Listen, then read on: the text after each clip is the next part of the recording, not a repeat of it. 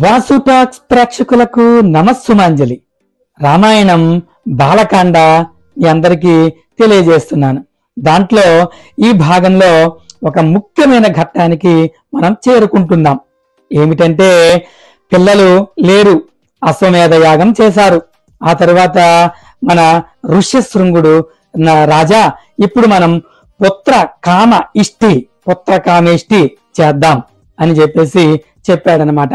సరేనన్నాడు రాజు. ప్రారంభిస్తున్నారు పుత్ర కామేష్టి యాగం. ఈ యాగం ఇలా జరుగుతూ ఉంది ఒక పక్కన. ఈ లోపల బ్రహ్మ దగ్గరికి దేవతలందరూ వెళ్ళారు. బ్రహ్మదేవా, నువ్వు రావణునికి చాలా వరాలు ఇచ్చేశావు. ఆ వర గర్వంతో మమ్మల్ని చాలా ఇబ్బంది పెడుతున్నాడు ఆయన. దానివల్ల మేము ఎంతో బాధపడుతున్నాం. మీకు ఎవ్వరం కూడా ఇప్పటి వరకు చెప్పుకోలేదు. అందుచేత దేవతలందరూ మీ దగ్గరికి వచ్చాం. ఎందుకంటే మా బాధలు అందరం చెప్పుకుంటే ఖచ్చితంగా నువ్వు తీరుస్తావు అనేటువంటి ఉద్దేశంతో వచ్చాము అని చెప్పారు.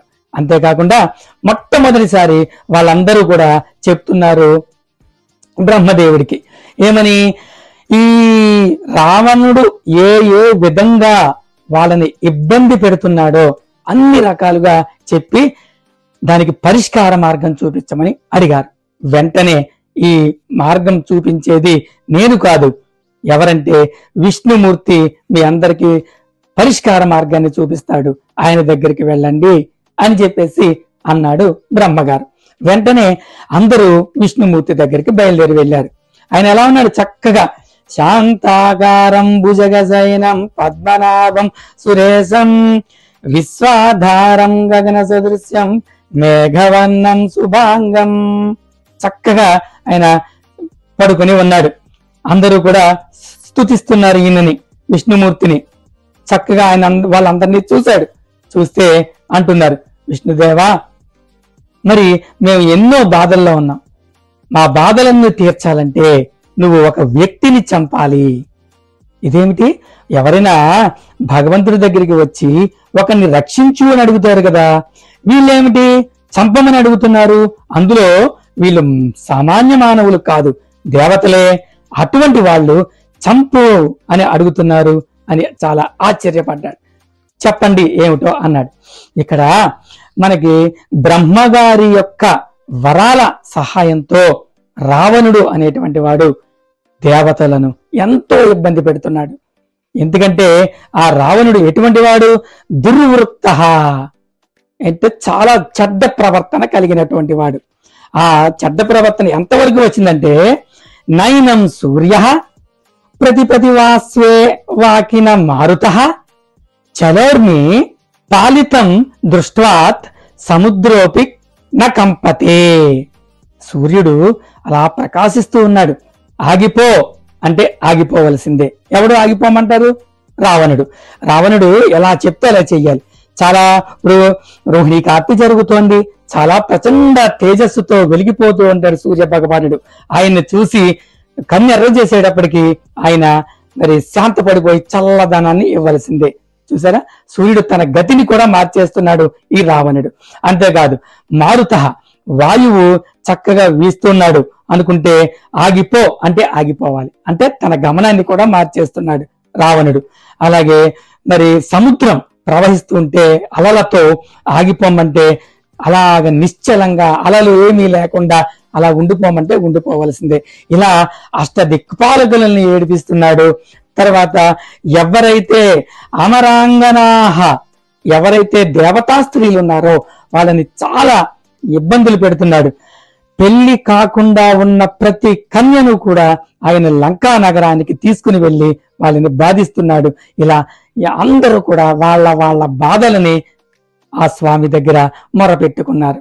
అందులో ఈ రావణుడు బ్రహ్మ దగ్గర ఏమని వరం తీసుకున్నాడు?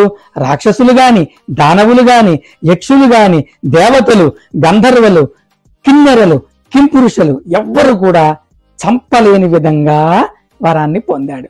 అప్పుడు బ్రహ్మ కూడా అడిగాడు స్వామి ఏమని, మరి మానవులో అని గుర్తు చేశాడు.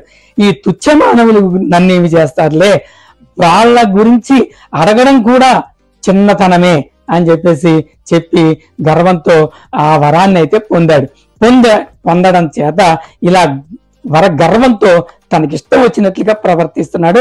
స్వామి, ఆయనని చంపి మమ్మల్ని నువ్వు కాపాడాలి అని చెప్పేసి వాళ్ళందరూ కూడా బతిమాలాడు.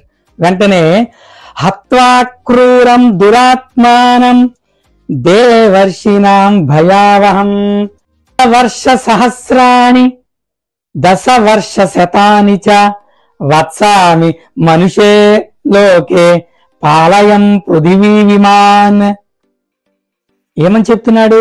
హత్వా క్రూరం దురాత్మానం, ఈ క్రూరమైనటువంటి మనసు కలిగినటువంటి క్రూరమైనటువంటి పనులు చేసేటువంటి ఈ యొక్క రావణుని చంపి దేవర్షినాం భయావహం, దేవతలు మహర్షులు వీళ్ళందరూ దేని గురించి అయితే బాధపడుతున్నారో దానిని ఆ బాధని పోగొట్టి 10 వర్ష సహస్రాని 10 వర్ష శతాని చ 11,000 సంవత్సరాలు రాజ్యాన్ని పరిపాలిస్తాను అని చెప్పేసి వాళ్ళందరి ముందు ప్రతిజ్ఞ చేశాడట విష్ణుమూర్తి.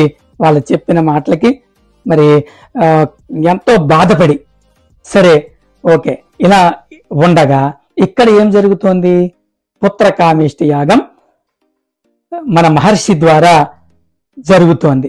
ఆ యాగం అలా జరుగుతున్నటువంటి ఆ సమయంలో ఒక మహా అద్భుతమైనటువంటి ఒక భూతం అక్కడి నుంచి బయటకు వచ్చింది. ఎక్కడి నుంచి? ఆ హోమ గుండంలోంచి వచ్చి ఎలా ఉందిట ఆ భూతం? నల్లని ఎర్రని వస్త్రాలు ధరించి ఉందిట ఆవిడ. ఆ భూతం ఉండి ఆవిడ మాట్లాడుతుంటుంటే దుందుని మోగినట్లుగా ఉందిట. అంతేకాకుండా ఆవిడ మరి నడిచి వస్తూ ఉంటే రోషంతో గల పులి అలా అడుగులు వేస్తూ నడుచుకుంటూ వచ్చినట్లుగా ఆవిడ వస్తోంది. ఆ భూతం ఆవిడ చేతుల్లో 2 చేతులతో ఒక బంగారు పాత్రని పట్టుకొని వచ్చింది. ఆ పాత్ర పైన వెండి మూతను ఒకదానిని పెట్టింది.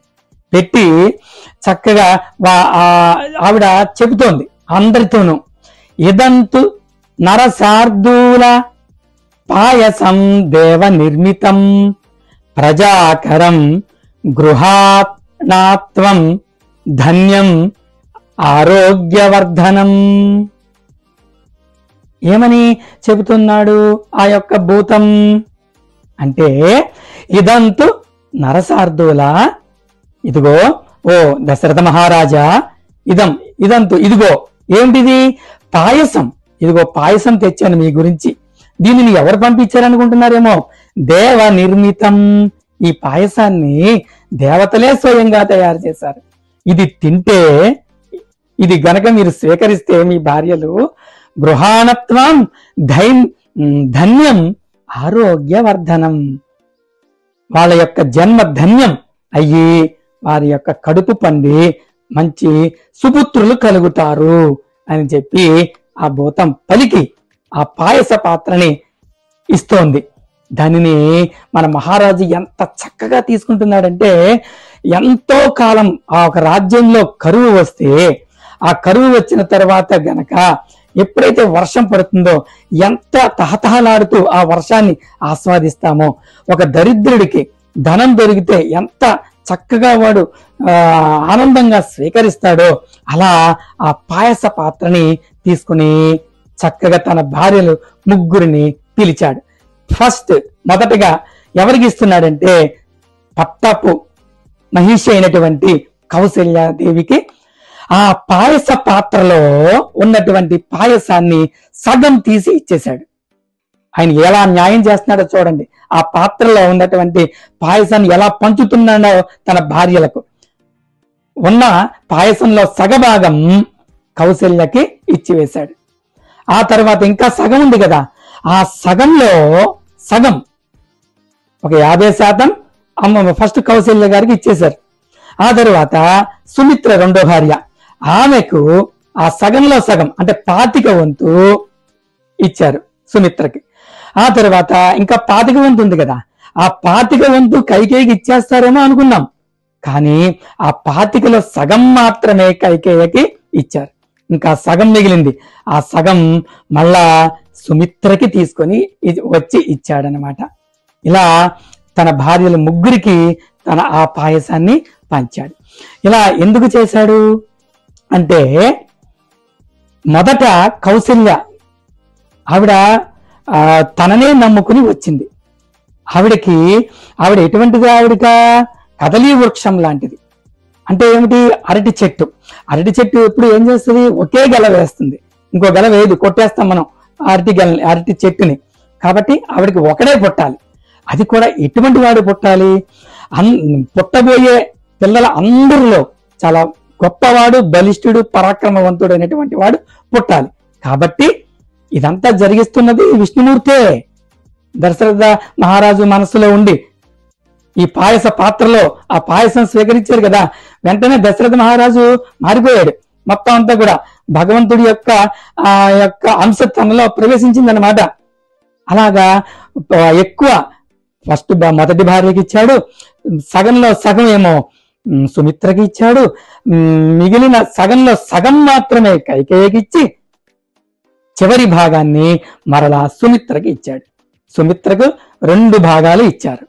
ఎక్కువ భాగం కౌశల్యకి ఇచ్చారు, బాగా తక్కువ భాగం కైకేయికి ఇచ్చారు. సరే, ఇది చక్కగా వాళ్ళు స్వీకరించారు. కొంతకాలం గడిచింది. 12 నెలల పాటు ఈ యొక్క గర్భాన్ని మోయవలసి వచ్చింది. మనం ఈ రోజుల్లో 9 నెలలు మోస్తున్నారు మన వాళ్ళు. కానీ ఈ భార్యలు ముగ్గురు కూడా 12 నెలల పాటు గర్భాన్ని మోయవలసి వచ్చింది. ఈ ముగ్గురు గర్భంలో ఎవరు ఉన్నారు? శ్రీ మహావిష్ణువే నలుగురిగా పుట్టడం జరుగుతోందన్నమాట. మన వాళ్ళు చాలా మంది చెప్తూ ఉంటారు,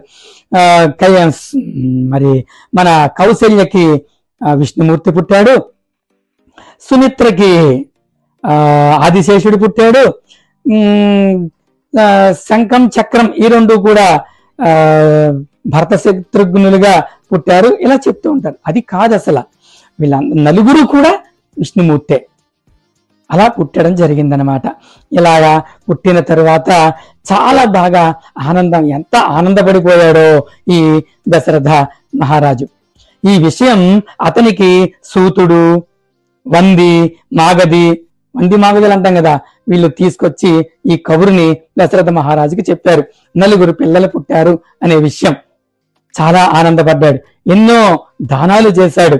రాజ్యం అంతా కూడా మంచి శోభాయమానంగా తీర్చిదిద్ది అడిగిన వారికి అడిగినంత దానం చేసి చాలా ఆనందంగా ఉన్నాడు. ఇలా ఈ ఆనందంగా ఉన్నారన్నమాట. ఎందుకు? కారణం ఏమిటంటే తనకి పుత్రులు జన్మించారు. కాబట్టే బాలకాండలో 15-16 సర్గలు గనక చదివినట్లయితే ఎవరికైతే పిల్లలు లేరో వాళ్ళకి తప్పనిసరిగా పిల్లలు పుడతారు అని చెప్తారు మన వాళ్ళు అనమాట. ఈ 15-16 సర్గల్లో ఏముంది? పుత్ర కామేష్టి యాగం గురించి వివరించడం జరిగిందనమాట. ఇలా ఇంత చక్కగా వాళ్ళందరూ ఎదిగారు. పిల్లలు చక్కగా ఎదుగుతున్నారు, యుక్త వయసు వచ్చింది, విద్యాబుద్ధులు నేర్పిస్తున్నారు, విలువిద్య ఇవన్నీ కూడా వాళ్ళకి తండ్రి గారు గురువులతో నేర్పిస్తున్నారు. ఇంత చక్కగా గడుస్తున్నటువంటి సమయంలో ఒక గొప్ప మలుపు తిరగబోతోంది మన రామాయణం. ఆ మలుపు ఏంటో వచ్చే భాగంలో తెలుసుకుందాం. ఈ కంటెంట్ గనక మీకు నచ్చినట్లయితే సబ్స్క్రైబ్ చేయండి, లైక్ చేయండి, షేర్ చేసి కామెంట్ కూడా చేయండి.